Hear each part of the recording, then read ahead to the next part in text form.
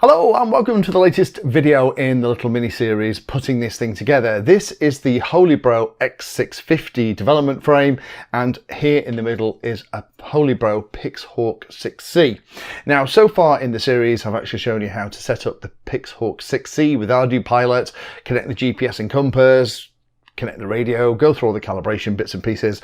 Last time we actually installed everything onto the frame and got the motors running. And if I really wanted to at this point, I could put the props on it, put the legs on the frame and go up the field and try and fly it. But there are two final things that we need to set up in order to have everything in the kit ready to go to the field and maiden the whole thing. The first is the LEDs at the end of each of the arms. These are NEOPixel LEDs. I'll put time codes down below so you can jump to the bit you're interested in. But these can light up and change colour, and they're great at not only giving you visual aids as you're flying around, but also will kind of let you know what the status of the flight controller and Ardupilot is as well. Secondly, we've got the telemetry radios. The telemetry radios I'll do in the second half of this video. It allows you to have and maintain a link to the model as it's flying around down to the ground station so that you can monitor, get the telemetry down, but also change parameters on the fly, literally, and also do things like execute autonomous missions, which is probably going to be the last video in the series. But first of all, let's talk about these LEDs. Now, there are a couple of different cables that come out of each of these arms. The power cables are obvious, I've covered them, and there's these extra little cables which have a red, green and yellow connection on. Those are the ones that we're going to need to connect up to the Pixhawk Sik3, do a little bit of configuration, and then we'll have beautiful LEDs out at the end of every arms, which really help with things like orientation, but also letting you know what's happening as well. Everything I'm going to cover is already detailed in the HolyBro documentation. I'll put a link down below, and if you found this video, please make sure you watch the others in the series. By following through, you'll put this thing together and it will work first time. So the first thing we're going to have to do is to connect up the cables from the arms that are going to power the NEOPixel stuff. We're going to have to plug in the auxiliary PWM outputs and then look at the labels on each of the cables, and HolyBro, surprise surprise, have done a fantastic job of labeling everything. So you just plug them in one after the other. So this is going to be motor 2, and put that in there. And this is just how we're going to tell the NEOPixels LEDs what colour they need to be. So just follow along with this, and that's most of the hard work done. The only other thing that we need to do is to, at the end, plug in that little 5-volt BEC that we set up when we built the model. The NEOPixels will need power, so make sure that you plug that wire into one of the spare connections. I'm just going to stick it in 8 here, and that's all the wiring done. We need to go into Mission Planner. With the model connected, we need to go into the config menu and then go into the full parameter tree. And we are looking for the things that start with NTF. And the first thing we're going to do is to look for something called NTF underscore LED underscore types. And then what we need to do is to just select the bits mask and then find in the list where it says NEOPixels and click yes. And then save that. So that's going to then include support for the NEOPixel stuff that we need. That's that bit done. The next thing we need to do then is to look for NTF LED bright. We need to save that to 3, which is what it is by default. So that should be fine. We need to have NTF LED len as 4. And then we need to have NTF LED override as 0, which is the default. We'll write those params as well. And that is all set. So with that main bit done, we are going to have to reboot the flight controller, but that's okay. What we need to do then is to set up the outputs. So we're going to go back into mandatory hardware, back into servo output. The outputs on the auxiliary connection that we've just plugged in are going to be presented from PWM outputs 9 to 16. So here we're going to look for NEOPixel 1 on output 9. We're going to then put NEOPixel 2 on output 10. And all we're doing here is we're just matching what wiring we've just done. We could move these around, but I would recommend that you put them in the places that I'm putting them and the same wires as well. It's all to do with how I/O works on things like this Pixhawk 6C and how the timers work. So I would strongly recommend just do it this way and you'll get to the end and it'll all work. So with that all sorted, then that's all the hard work done. Then all we have to do is go back on the bench and make sure that the props are off for this, because we're going to plug the battery in.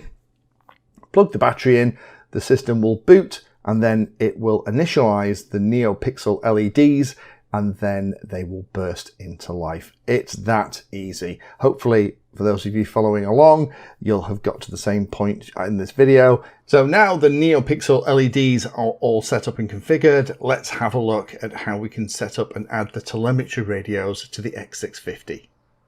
Now this is going to provide a link down to the ground station.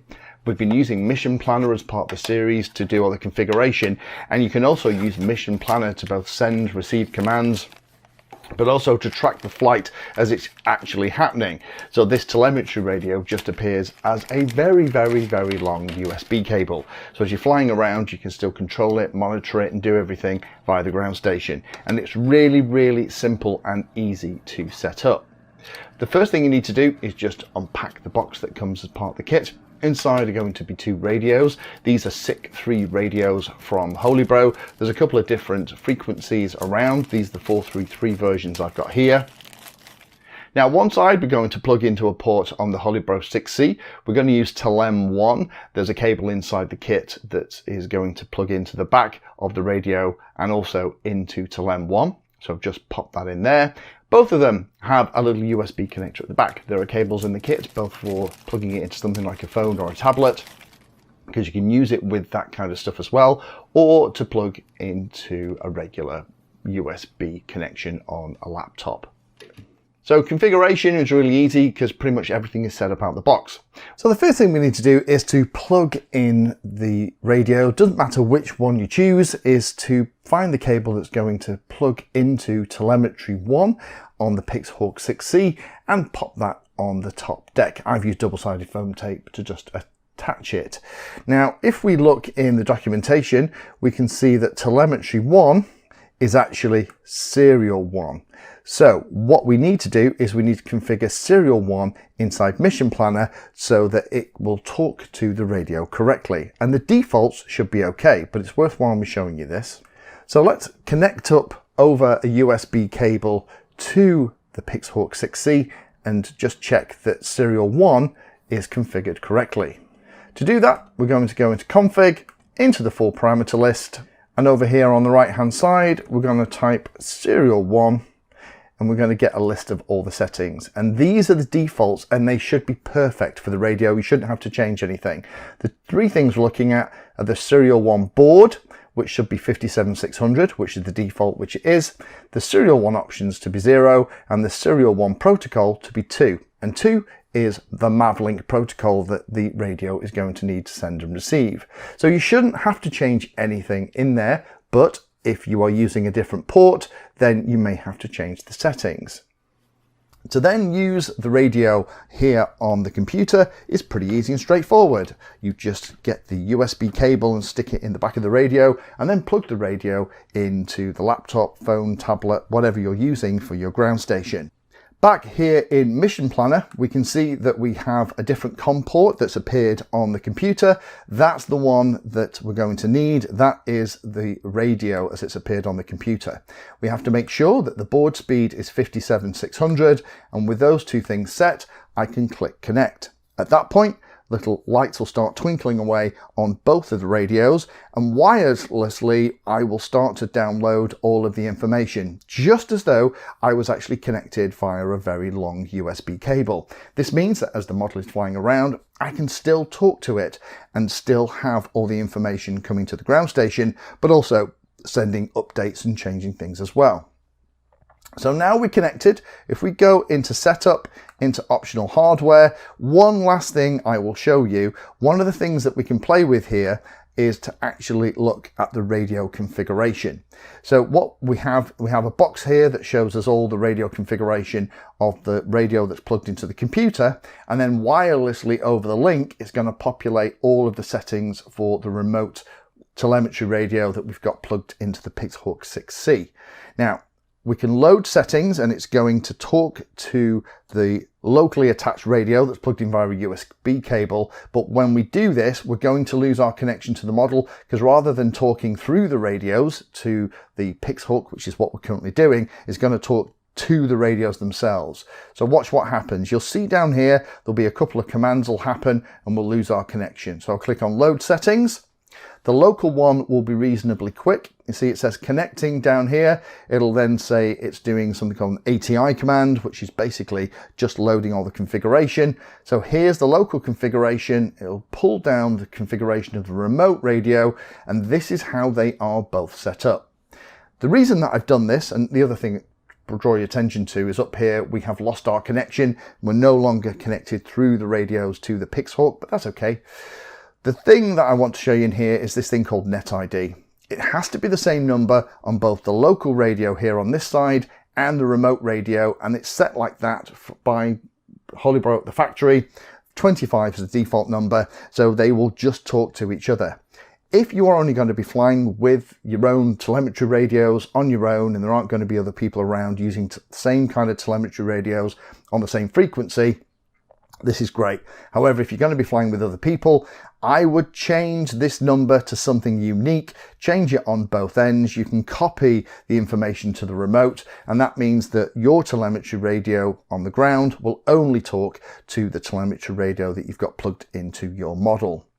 If you ever get into a situation where your radios aren't talking to each other, it's probably because the net ID is different at each end.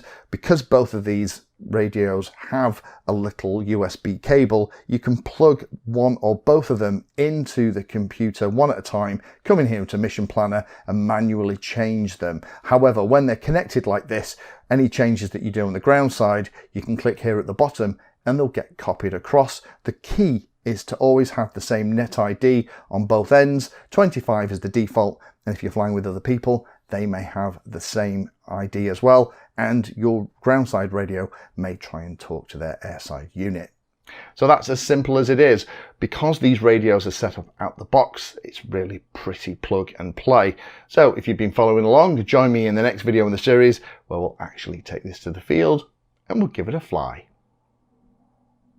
Thank you for watching my video. Check out the playlist, and adding Pedantry 60 to your search terms will help you find my content. If you haven't done so already, please hit the like and subscribe button. It helps a lot.